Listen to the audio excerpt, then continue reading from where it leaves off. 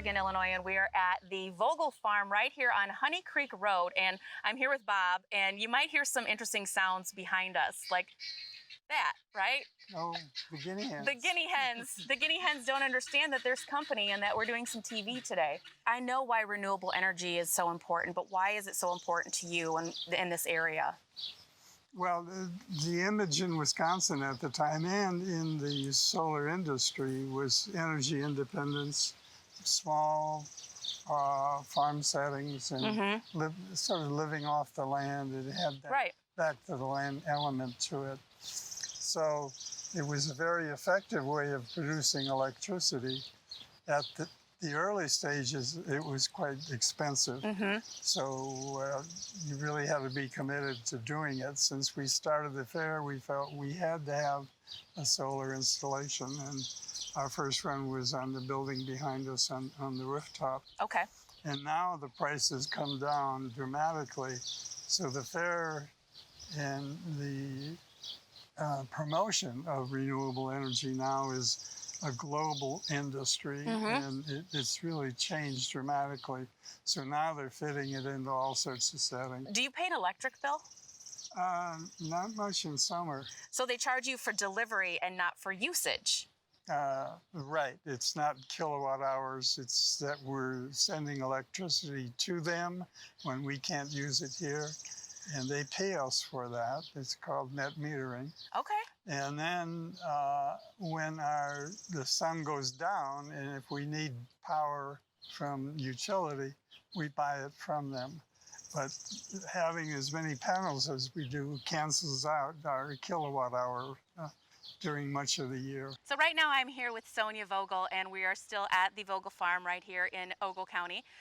You may hear some more of the lovely guinea hens behind us. They tend to kind of want to know what's going on while we're talking today. So I think one of the important things that people should understand is, how did you get started with this? Well, I've always loved nature and loved the outdoors, and so this was a natural. I feel that we're very lucky to have this beautiful piece of land, and we also have two native ecosystems here, the two major ones in this area. Wow. Prairie and woodland, and the woodland is behind us. And the prairie, well, we've been part of the prairie movement since before there was a movement. So we've been planting pre-movement. Pre-movement movement, yeah. We've been planting prairies for years, and we have a hillside over there. You passed it on the way in. It's right now is loaded with pale purple coneflowers. It's pink all over it. Beautiful.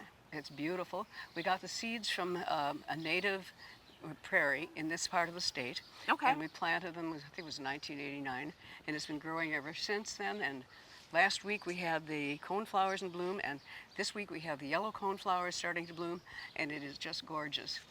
And the nice thing about the woods and the prairie is that they both are natural ecosystems, and they're very diverse, and so they're very strong ecosystems, and if there's a disease that hits one part of it, it won't hit the other, and so it continues to thrive.